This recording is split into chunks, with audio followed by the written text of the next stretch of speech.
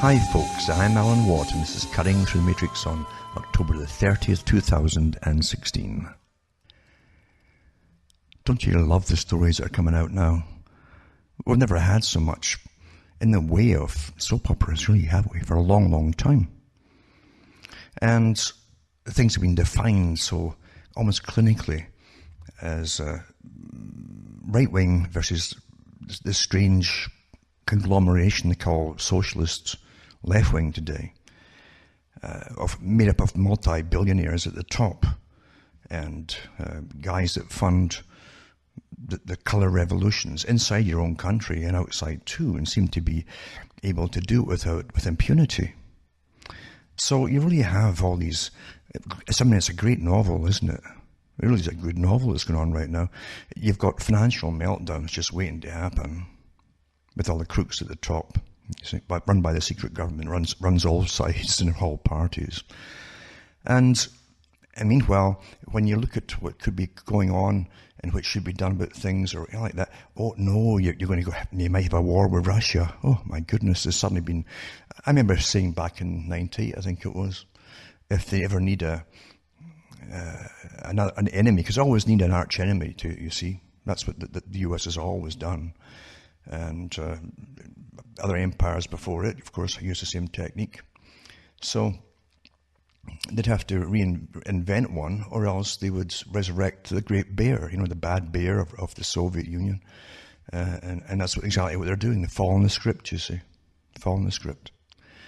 And at the same time, when the US politics is bogged down in scandal, which is... Scandal only happens when something's snuck out into the media or the public information arena that is not supposed to be there. And then too, you have to wonder if it's supposed to be there as well, because you really are dealing with the tricks of intelligence services and propaganda experts. Think about that. Whenever you read anything, always think about what's behind this and behind this and behind that.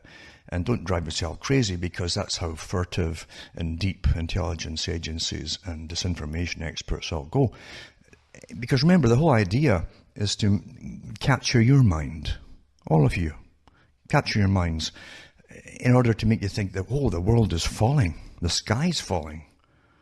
And you better basically all pray to your betters, that particular breed of people above you. They've been trained to believe are above you, the intelligentsia,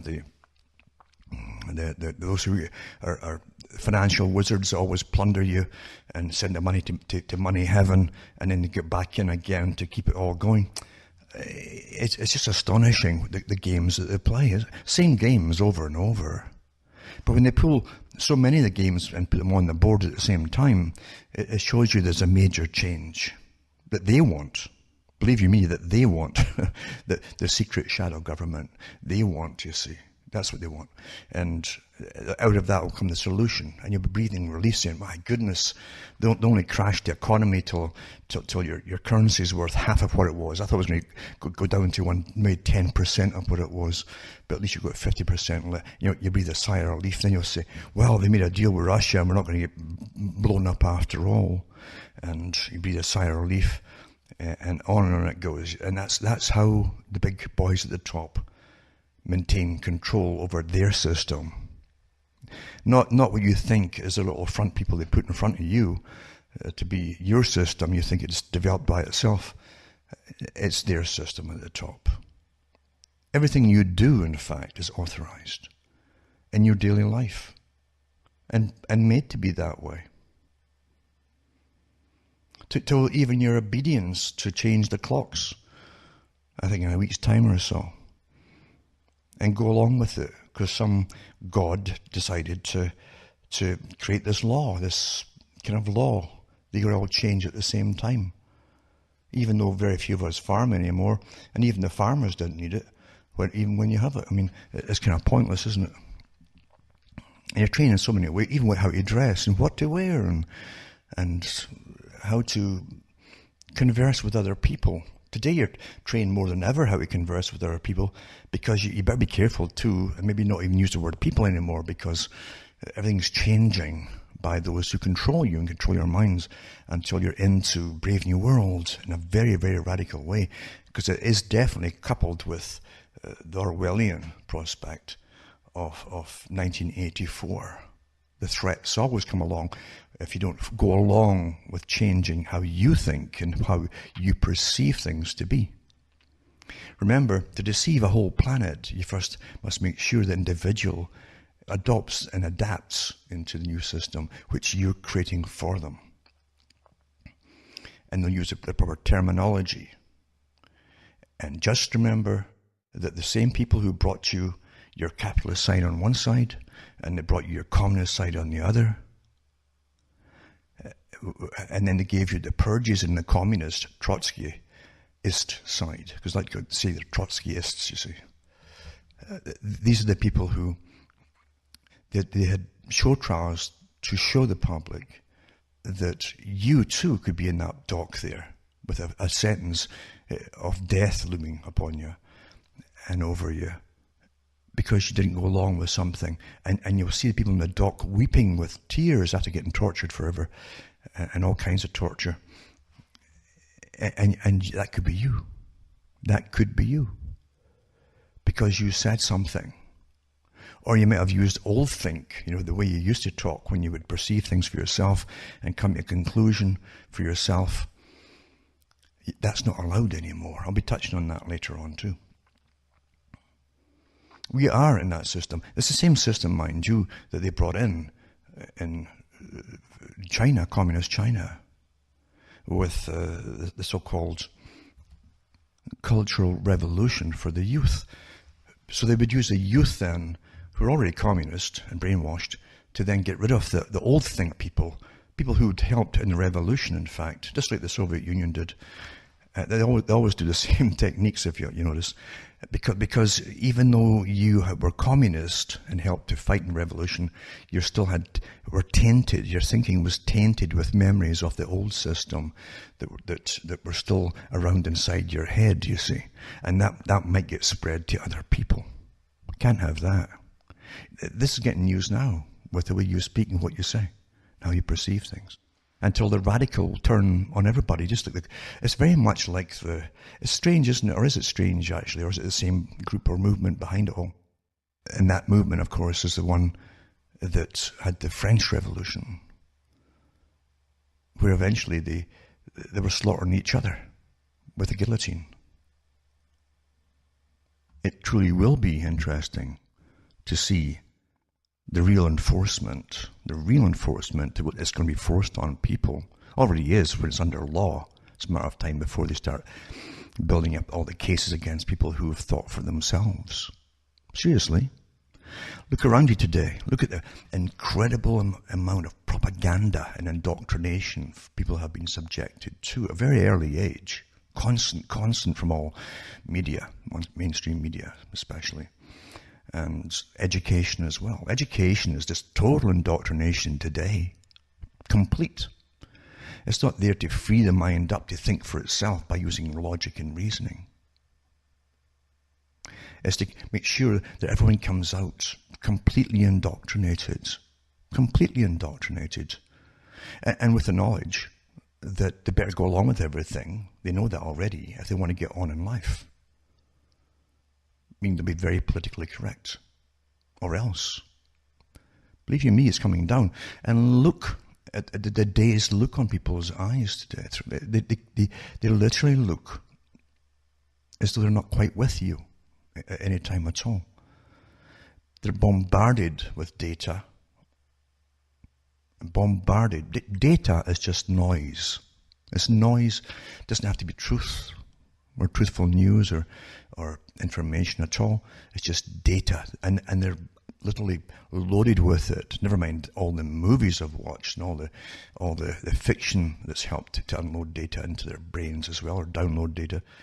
It's all there, and look at the end result. They look at people being beat up in real time often with all their gadgets today. It doesn't free them up. It makes it worse because they're not horrified. They're not horrified at all by what they're seeing.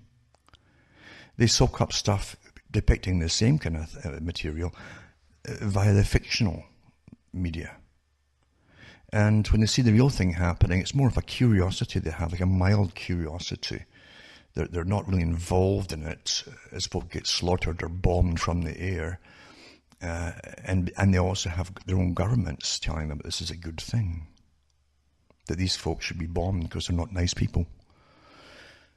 It's amazing, isn't it, how easy the techniques are applied of propaganda to make you dislike or even feel neutral or even irrelevant regarding the people that you're seeing getting blown up or killed by their own militaries.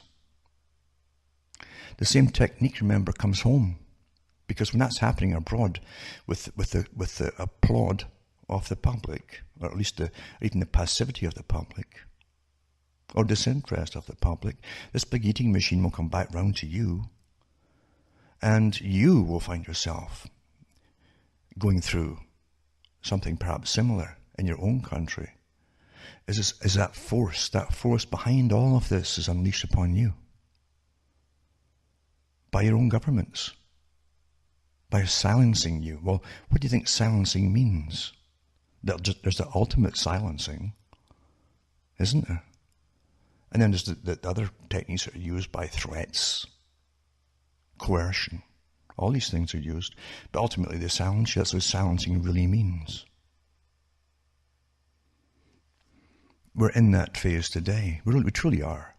And believe you me, when you see what's often called the progressive left, all gleeful and feeling triumphant, and they really do, because they think they've won all these rights to condemn everybody else and decide what's right or wrong within society. They really feel that they've won something. They don't realize there's one system that runs everything from the top, and that the people who are silent about it, the multi-billionaires and trillionaires, etc., the top trilateralists, for instance, leave it all alone. Well, it's because these guys are the guys who decided this is the society they've created for you to follow. And they ain't going to lose out because of anything that you do. If anything, it'll help them control society down below them, way down below there, much, much easier. There are many ways to get propaganda across. Generally, it's done by giving you what you think are stories, like news stories, like real, truthful bits of news. But in actual fact, they take away a good half of the story, or even the 3/4 of the story, which would really inform you as to what are the movements or powers really behind something. That's the simplest way to do it. And all governments use this technique. It's amazing to me to read some of the articles that literally foster ignorance, and at the same time convince the public that obviously this must be a good thing because they keep saying it is. The average person might even parrot that back to you. Well, it's good, isn't it? But they don't know why it's good for you, because they don't know. It was like the British idea of joining the EU.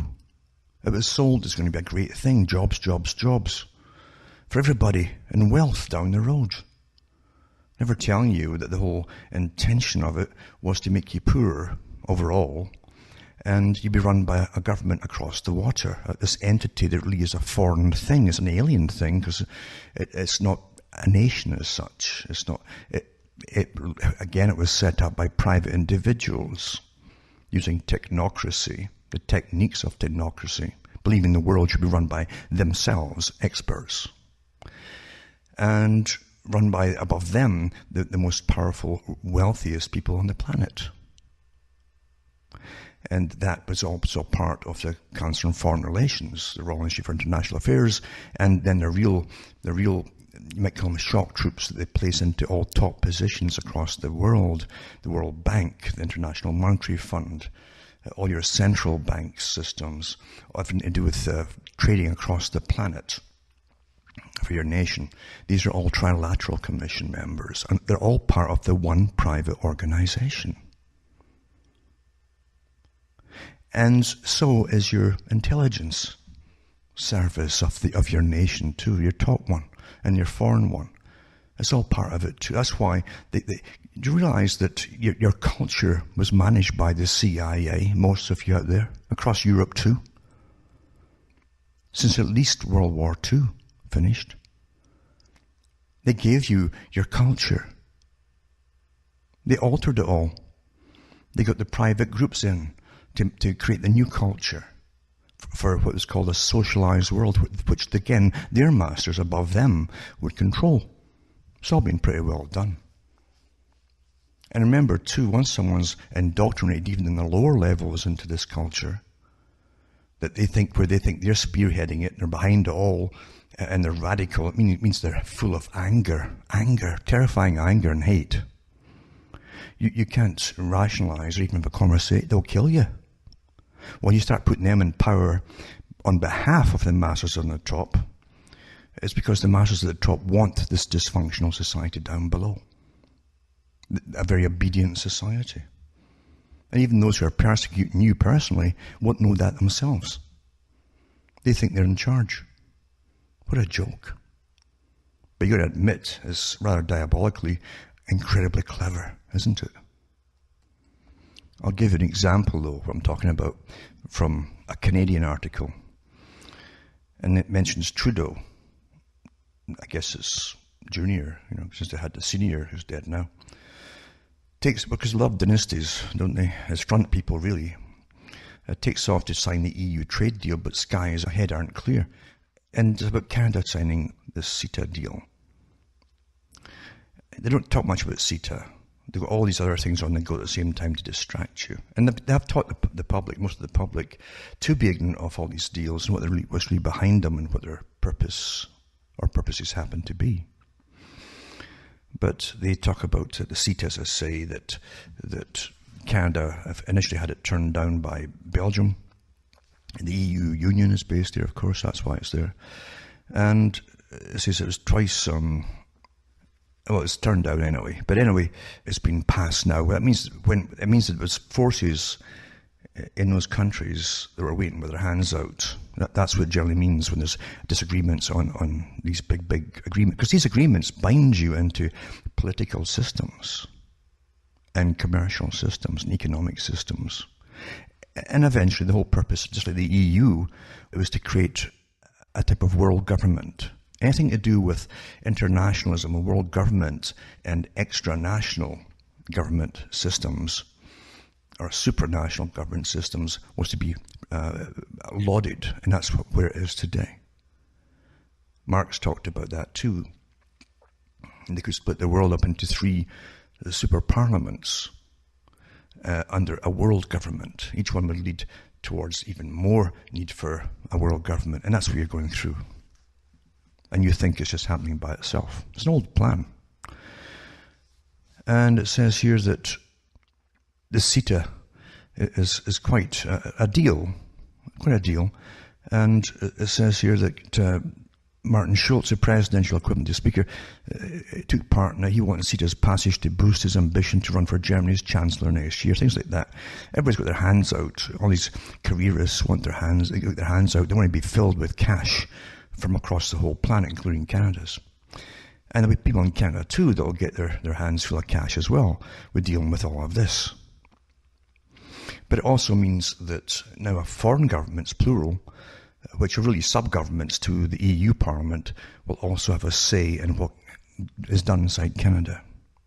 And again, it's lauded by the far left because they're told what to laud by, what they think is their superiors in the far left.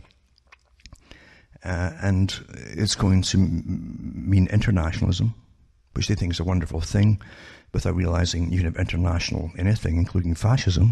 It doesn't matter, make any difference really. It's all the same power behind it all.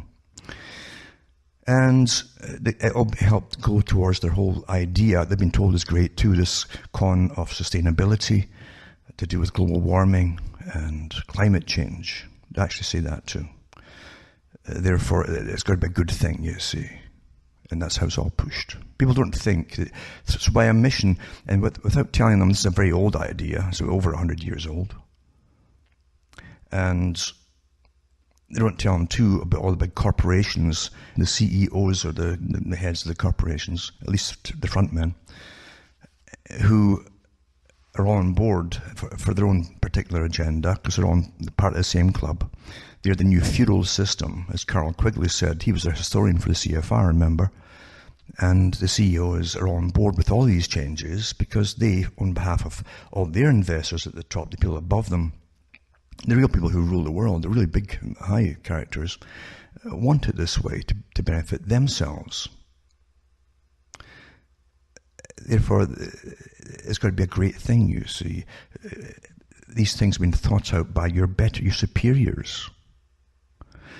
And lots in academia are on board with it too. And your trilaterals, as I said before, there's about 100 in the States and Canada, I think, and 100 in the European Union, and another 100 in the Far East. This was the whole idea of the setting up of this system.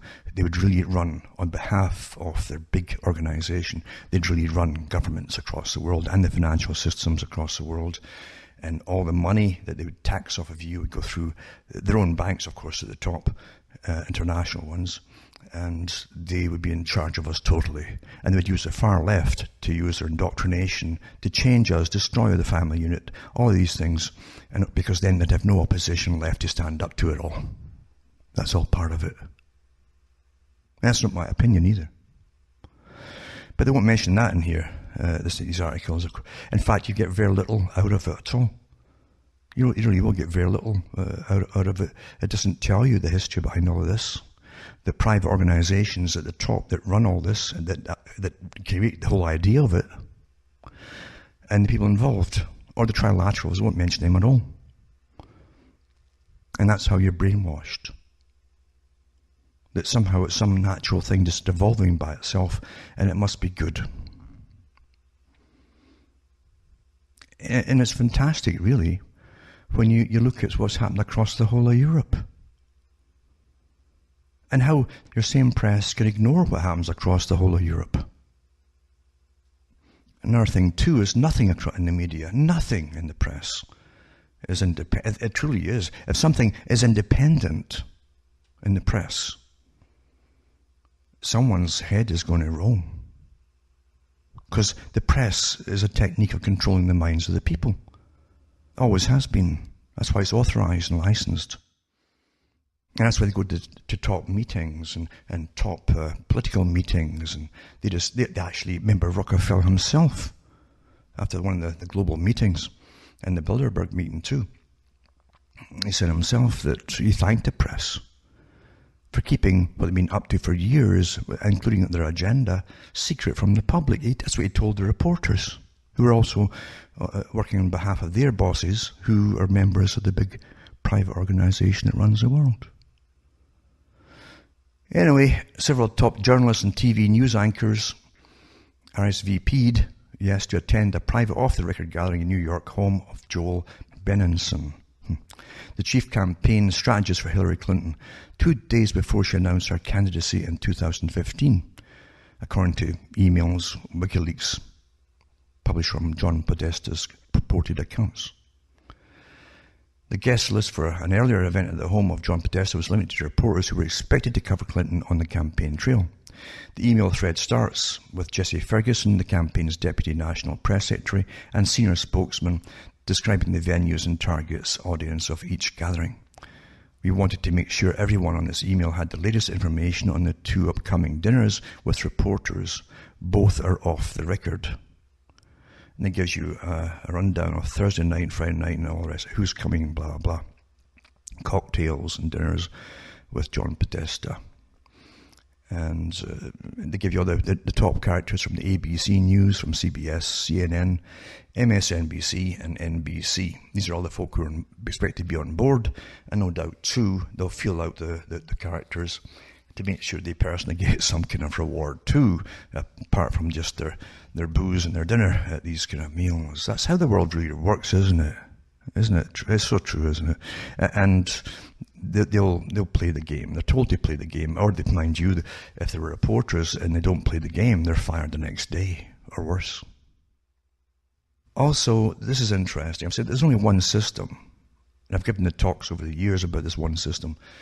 And how even with the neoconservatives who came out with the New American Century plan to bomb across the entire Middle East and into Africa, because that was part of their plan too, is to create this global governance idea and dominate it all for themselves at the top financially by stealing the resources of all the countries that they massacre. That's an old idea, but they still do it today, you see. It works awfully well. And you'll find that article that I mentioned before, be in the archive section at cuttingthroughthematrix.com, where you'll find that Donald Rumsfeld, thanked Obama when Obama took over with what folk thought was a left socialist group for continuing the same agenda. Well, naturally they continue because they're all working for the same bosses at the top.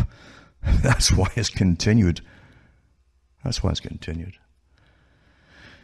Anyway, here's some more proof here. It says, Citigroup chose Obama's 2008 cabinet. WikiLeaks document reveals. It says, 1 month before the presidential election of 2008, the giant Wall Street bank Citigroup submitted to the Obama campaign a list of its preferred candidates for cabinet positions in an Obama administration. So here you have a big Wall Street bank submitting who they want to get put in. The list corresponds almost exactly to the eventual composition of Barack Obama's cabinet. The memorandum revealed by WikiLeaks in a recent document released from the email account of John Podesta, who currently serves as Hillary Clinton's campaign chair, was written by Michael Froman, who was then an executive with Citigroup and currently serves as the U.S. trade representative. The email is dated 6 of October 2008 and bears as subject line, lists. It went to Podesta a month before he was named chairman of President-elect Obama's transition team. The email was sent at the height of the financial meltdown that erupted after the bankruptcy of Lehman Brothers September the 15th. Even as Citigroup and its Wall Street counterparts were dragging the US and world economy into its deepest crisis since the 1930s, there remained, as his email shows, the real power behind the facade of American democracy and its electoral process.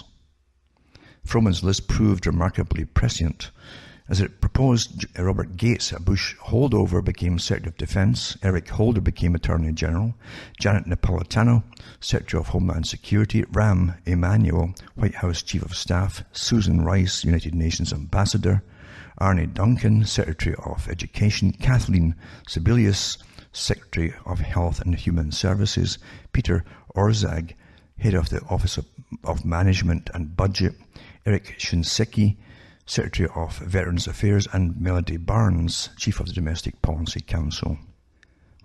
For the highly sensitive position of Secretary of the Treasury, 3 possibilities were presented: Robert Rubin and Rubin's close disciples, Lauren Summers and Timothy Geithner. Obama chose Geithner, then President of the Federal Reserve Bank of New York. Geithner, along with the Bush Treasury Secretary and former Goldman Sachs CEO Henry Paulson and Fed Chairman Ben Bernanke, had played the leading role in organizing the Wall Street bailout. Rubin had served as Treasury Secretary in the Bill Clinton administration from 1995 until 1999, when he was succeeded by Summers. In that capacity, Rubin and Summers oversaw the dismantling of the Glass-Steagall Act from 1933, that was in, which had imposed a legal wall separating commercial banking from investment banking. Immediately after leaving Treasury, Rubin became a top executive at Citigroup, remaining there until 2009. A notable aspect of the Froman memo is its use of identity politics, which seems to be all the rage these days, eh?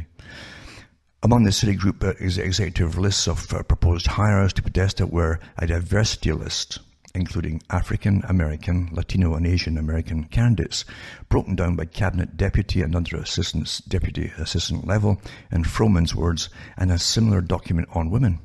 Froman also took diversity into account for his White House cabinet list, probability weighting the likelihood for appointing a diverse candidate for each position. Canada's just done the same, actually. This list concluded with a table breaking down the 31 assignments by race and gender. Citigroup's recommendations came just 3 days after the then President George W. Bush signed into law the Troubled Asset Relief Program, which allocated $700 billion in taxpayer money to rescue the largest Wall Street banks. The single biggest beneficiary was Citigroup, isn't that coincidence, which was given $45 billion in cash in the form of government stock purchase, plus a $306 billion government guarantee to back up its worthless mortgage-related assets. Then presidential candidate Obama played a critical political role in shepherding the massively unpopular bank bailout through Congress. The September financial crash convinced the sections of the US corporate financial elite that the Democratic candidate of hope and change would be better positioned to contain popular opposition to the bailouts than his Republican rival, Senator John McCain of Arizona. As President Obama would not only funnel trillions of dollars to the banks, he saw to it that not a single leading Wall Street executive faced prosecution for the orgy of speculation and swindling that led to the financial collapse and Great Recession, and he personally intervened to block legislation capping executive pay at bailed-out firms. The same furtive and corrupt process is underway in relation to Hillary Clinton or Donald Trump administration.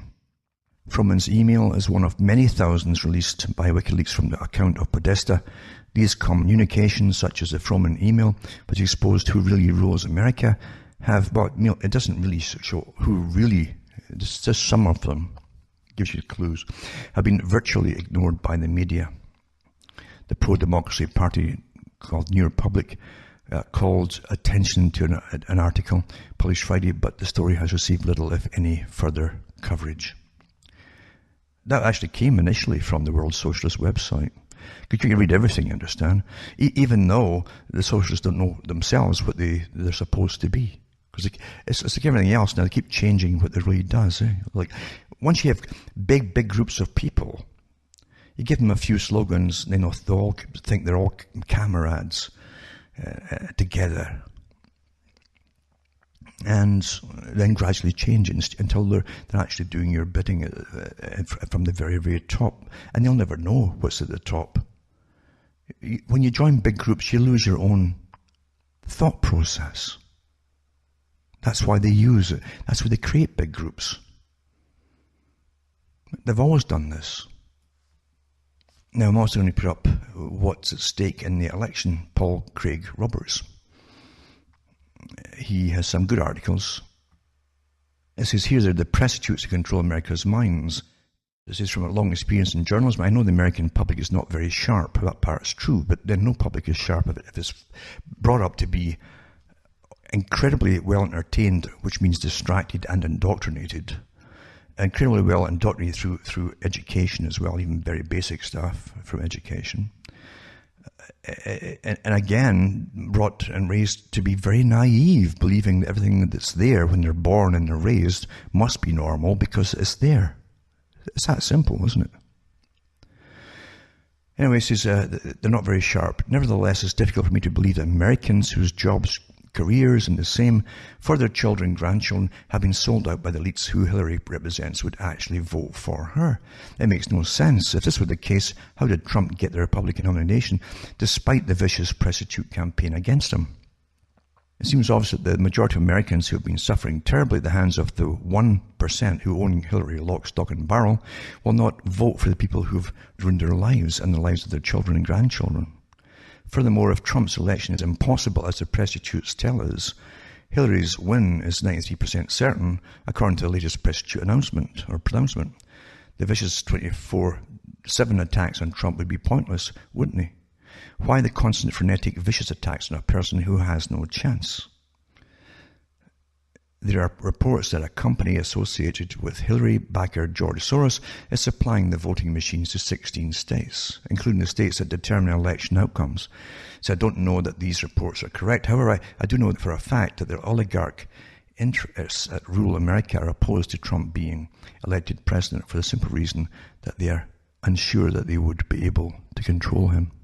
And that's more to the point when you really understand there's only one system running. Not just the US or Canada, but the world. And its tricks are awfully good to make you think there are multiple groups or diversities of politics. Because they always put in their heads of all the different groups which they create. Just like they put in Obama. He says, it's hard to believe that dispossessed Americans will vote for Hillary, the representative of those who have dispossessed them. When Trump says he will re-empower the dispossessed, Hillary has denigrated ordinary Americans who, she says, she's so removed from by her wealth that she doesn't even know who they are. Clearly, Hillary paid $675,000 by Goldman Sachs for 3 20-minute speeches. Is not a representative of the people. She represents the 1% whose policies have flushed the prospects of ordinary Americans down the toilet. By the way, if you don't know it, I think Bill is one of the members of the Trilateral Commission. The Trilateral Commission run the world right now. They set up your union through the Council of Foreign Relations, which is all part of the one organization, really. But they set up the Trilaterals along with the CFR, which is the main general body of them all. The Trilaterals are pulled out of them and given a higher agenda of being that, shall I say, shock troops. But Bill is one of them. They'll never turn on their own because they run the world today. They run the socialist parties too at the top. They run the banking systems that we're all into. They run the IMF. They run the central banks. They appoint the technocrats into, remember, when the bank collapses in Greece and in Italy, they appointed their own boys straight in. No votes. And they were both trilateral members. And you think your vote matters right now? The only vote that matters is if you had a true vote to vote out the system that runs already rules you.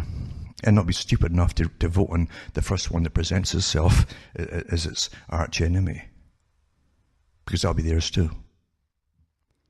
What is really disturbing is the pretense that the prostitute scum that Trump's lewd admiration for female charms is deemed more important than the prospect of nuclear war.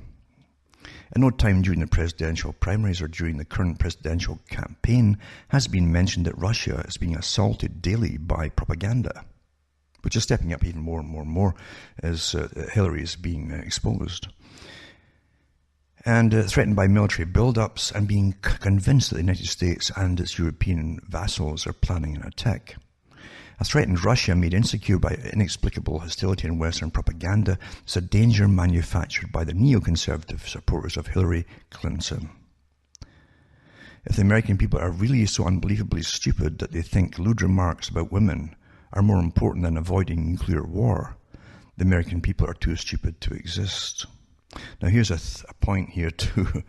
It isn't just American people. I mean, Canada's press has been completely the same as the US press, with all their pictures of Donald Trump on the front pages of magazines. Now, oh, evil! He's the devil. He's everything. And he goes on to say they will deserve the mushroom clouds that will wipe them and everyone else off the face of the earth. And let's be honest here: the tricks have been played in this particular election are standard. They're standard. They always build up. Well, you're not a really trustworthy person.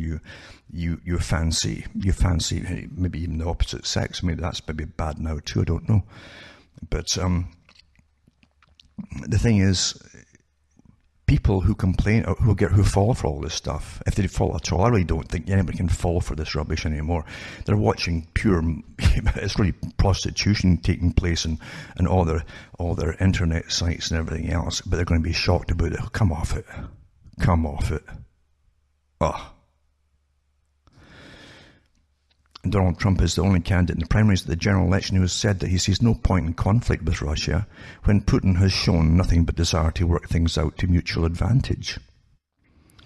In contrast, Hillary has declared the thrice-elected president of Russia to be the new Hitler and has threatened Russia with military action. Hillary talks open about regime change in Russia. Surely in a free media, at least one person in the print and TV media would raise this most important of all points, but where have you seen it? Well, you see, you won't see it because it's all part of one system. Obviously, to control the system on behalf of those who already rule the world, you have to make sure that all the media is your own and everybody's on board with you. Right down to having wars start, if need be, to truly divert the public off into the next terrifying phase of we all must come together as one, which will be their benefit actually, because that's what they want, isn't it? A world governance, and the right written into everything to totally indoctrinate the children into a complete system under the pretense that it will never happen again if they get that right given to them. There's a reason for everything that happens, and it's discussed by countless think tanks way up there. Now here's an Article 2. NATO squares up to Putin. As Russia beefs up its military might on Europe's border, the West responds with the biggest show of force since the Cold War. Actually, it's the other way around. It's the other way around. And it says armoured forces, including 800 UK troops, was sent to Estonia for 6-month deployment next May.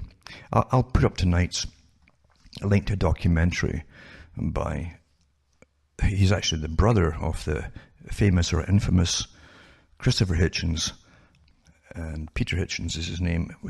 He lived in Russia for a couple of years, and he was actually a Marxist at one point and completely turned against it, but he tells you the truth about what's happening with that fleet that's been sent to actually went past through the channel, actually, which is international waters. But what would you do if you were threatened with, even as a sideline, just to get the heat off of somebody or a bunch of people inside the US? But I'll put this up to show you how they give you the fear thing, which is standard technique. I can remember when Ronald Reagan called the Soviet Union the Great Satan. Then they changed it again, and I think then they hit I think it was Bill Clinton was in Milosevic in Serbia. Oh, he became the Great Satan, and then they changed it to Grenada, a little place of Grenada. That became the Great Satan as well. It's a standard CIA tactic run by those who create your opinions on things by using the Bernays techniques, which I'll touch on in a little while, in fact. Now, here is inside the invisible government, war, propaganda, Clinton and Trump. And this is from John Pilger. It says, the American journalist Edward Bernays is often described as the man who invented modern propaganda. But he didn't invent it. The nephew of Sigmund Freud, there's a reason that is all in the same family, you might say, who had studied human nature intensely, and definitely there was an agenda behind it all, was Bernays, who coined the term public relations as a euphemism for spin and its deceptions, for propaganda, for fooling people, including entire nations. In 1929, he persuaded feminists to promote cigarettes for women by smoking in an Easter parade, behaviour then considered outlandish. One feminist, Ruth Booth, declared women light another torch for freedom, fight another sex taboo. Still goes on today, doesn't it? The same techniques. And they paid a lot of money and put it into the top magazines of the day. And they got women who were all dressed up to be the avant-garde of the new, intelligent, forceful woman. Wealthy too, by the way. Bernays' influence extended far beyond advertising. His greatest success was his role in convincing the American public to join the slaughter of the First World War. I should mention at this point too, I don't think it mentions it here in this article, but Bernays worked inside a club that wanted World War I. And one of the characters he was involved with was Mandel House, that run President Wilson, the US President Woodrow Wilson. He ran him, he was the boss. So there was definitely a cabal here involved in, again, planning the world and its wars and outcomes that had already planned. How do we get this and this and this? Well, we need a war in order to make this happen. And then, by the way, Bernays, a very young guy at the time, was taken over by Wilson on the commission for the League of Nations after the World War I. Not bad doing. Let's get the war started, convince the public and the American people to go and fight it by creating a great Satan, of course. And then our cabal, will be run in charge of this system afterwards too. And the public will never know that there was a different reason for it all in the first place. You've got to remember too that Bernays went on through a few different presidents and brought in to advise them on changing and, again, control the minds of the people. Anyways, Bernays' influence extended far beyond advertising, and the secret, he said, was engineering the consent of people. You talk about World War I. Engineering the consent of people in order to control and regiment them according to our will without their knowing about it. You think this tampering with the mind and psychology is a new thing? Not at all. Not at all. No. Read that part again, because people have a very limited ability today. And they truly have. It's dropping all the time. All the surveys MIT show it, which means it's working. All their indoctrination and dumping of useless data on the people's minds, their attention span is dropping. Anyway, it says the secret, he said, was engineering the consent of people in order to control and regiment them. Think about that. Control and regiment them. Same thing with all the different parties and groups and etc. They think they're all right. They don't have no idea they're being regimented and controlled by people way above them who have a completely different agenda. According to our will and without their knowing about it. That's the beautiful part, isn't it? You got to admit it. you got to admit it. He described this as the true ruling power in our society and called it an invisible government. Now, I did a whole series of these talks years ago on the radio, and you'll find them in the archive session at cuttingthroughthematrix.com. Remember, too, you get Cutting Through the Matrix, and you get other dots as well. Make sure you copy them all in case they start pulling them off the air. They've got another one to go to. Back to the article, it says, today the invisible government has never been more powerful and less understood. In my career as a journalist and filmmaker, I've never known propaganda to insinuate our lives as it does now and go unchallenged. Imagine two cities, both are under siege by the forces of the government of that country. Both cities are occupied by fanatics who commit terrible atrocities such as beheading people. But there's a vital difference. In one siege, the government soldiers are described as liberators by Western reporters embedded with them, who enthusiastically report their battles and airstrikes. There are front-page pictures of these heroic soldiers giving V signs for victory. There is scant mention of civilian casualties. In the second city in another country nearby, almost exactly the same thing is happening. Government forces are laying siege to a city controlled by the same breed of fanatics. The difference is that these fanatics are supported, supplied and armed by us, by the United States and Britain. They even have a media center that is funded by Britain and America. Another difference is that the government soldiers laying siege to this city are the bad guys, condemned for assaulting and bombing the city, which is exactly what the good soldiers do in the first city. Confusing? Not really. Such is the basic double standard that is the essence of propaganda. I'm referring, of course, to the current siege of the city of Mosul by the government forces of Iraq, who are backed by the United States and Britain, and to the siege of Aleppo by the government forces of Syria, backed by Russia. One is good and the other one is bad. That's how it's portrayed, you see. What is seldom reported is that both cities would not be occupied by fanatics and ravaged by war if Britain and the United States had not invaded Iraq in 2003. That criminal enterprise was launched on lies, strikingly similar to the propaganda that now distorts our understanding of the civil war in Syria. Without this drumbeat of propaganda dressed up as news, the monstrous ISIS and Al-Qaeda and Al-Nusra and the rest of the jihadist gang might not exist, and the people of Syria might not be fighting for their lives today.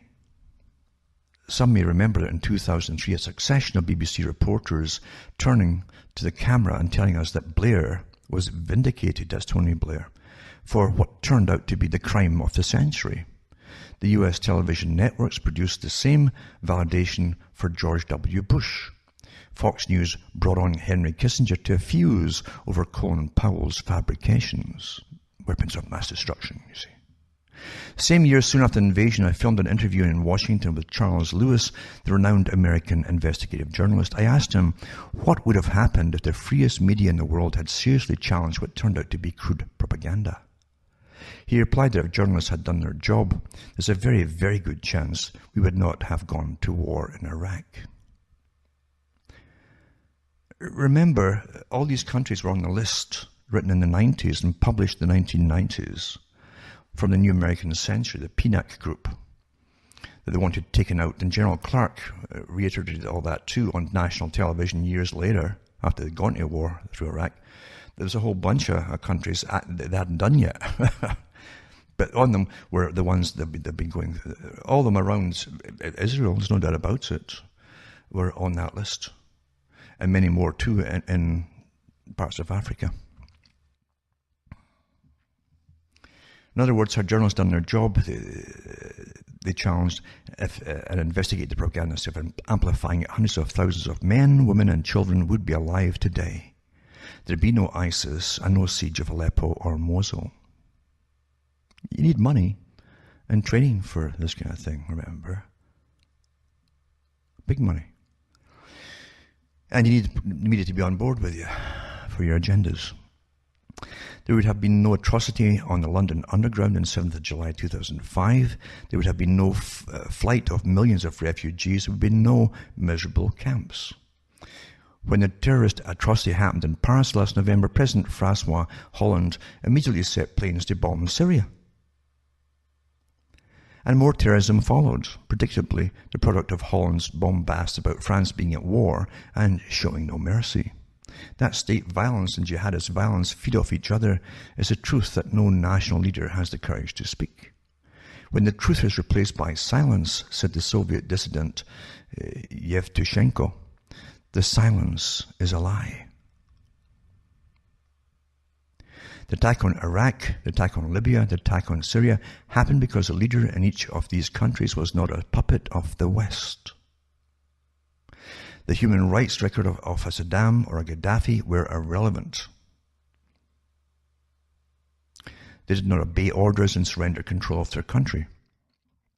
The same fate awaited Slobodan Milosevic once he had refused to sign an agreement that demanded the occupation of Serbia and its conversion to a market economy. His people were bombed and he was prosecuted in The Hague. Independence of this kind is intolerable. You keep sending armies over for supposedly democracy and independence. Stop kidding yourselves. As WikiLeaks has revealed, it was only when the Syrian leader Bashar al-Assad in 2009 rejected an oil pipeline running through his country, and that's awfully good too, because I mentioned that, it's also in currentremakes.com, of all the countries and the big moguls that are familiar names that owned the companies that wanted to run pipelines, oil pipelines through Syria, and a few other countries as well, by the way. But anyway, running through his country from Qatar to Europe, that he was attacked. He wouldn't go along with this big international mogul plan. From that moment, the CIA planned to destroy the government of Syria with jihadist fanatics, the same fanatics currently holding the people of Mosul and eastern Aleppo hostage. Why is this not news? The former British Foreign Office official Carney Ross, who was responsible for operating sanctions against Iraq, told me we would feed journalists factoids of sanitized intelligence, or we would freeze them out. That's how it worked. Journalists all know this too. If you don't go along with their agenda, you won't get pulled in to be in the loop on anything at all. Same if you go against the chosen people for elections. If you go against them, you won't get brought into the governments to be fed little bits of information on what's going to happen in the near future. You're just frozen out. That's how you do it. And that's how democracy works, for those who don't know what democracy is. The West medieval client, Saudi Arabia, to which the US and Britain sell billions of dollars worth of arms, is at present destroying Yemen, a country so poor that in the best of times half the children are malnourished. Well, that goes along with the world agenda of depopulation, doesn't it? Look on YouTube and you will see the kinds of massive bombs, our bombs, that the Saudis use against dirt poor villages and against weddings and funerals. The explosions look like small atomic bombs, and the bomb aimers in Saudi Arabia work side by side with British officers. This fact is not on the evening news. Propaganda is the most effective when our consent is engineered by those with a fine education from Oxford, Cambridge, Harvard, Columbia, and with careers on the BBC, The Guardian, New York Times, The Washington Post, and Canada's got his ones too. These organizations are known as the liberal media. They present themselves as enlightened, progressive tribunes of the moral zeitgeist. They're anti-racist, pro-feminist, and pro-LGBT. So how can it be bad? You see, that's how they, everything in your head is given to you. Clever, eh? Very clever. So how could these liberal leaders in the media be wrong? Anyway, it says, and they love war. Well, they speak up for feminism, they support rapacious wars that deny the rights of countless women, including the right to life. In 2011, Libya, then a modern state, was destroyed on the pretext that Muammar Gaddafi was about to commit genocide on his own people. This was incessant news. There was no evidence. It was a lie. In fact, Britain, Europe, and the United States wanted what they like to call regime change in Libya, the biggest oil producer in Africa. Gaddafi's influence in the continent, and above all, his independence, were intolerable. You can't have them, people going their own way, independent people, can you? Can't do it. Oh, it's evil. It's evil. Oh. Well, I'll put all these links up for you to look at for yourselves. And remember, try and remember history over the last few years at least. And maybe you won't be conned so easily again by those who give us our reality, supposedly, and who create consent. For myself, Alan Watt, in Ontario, Canada, it's good night, and may your God or your gods go with you.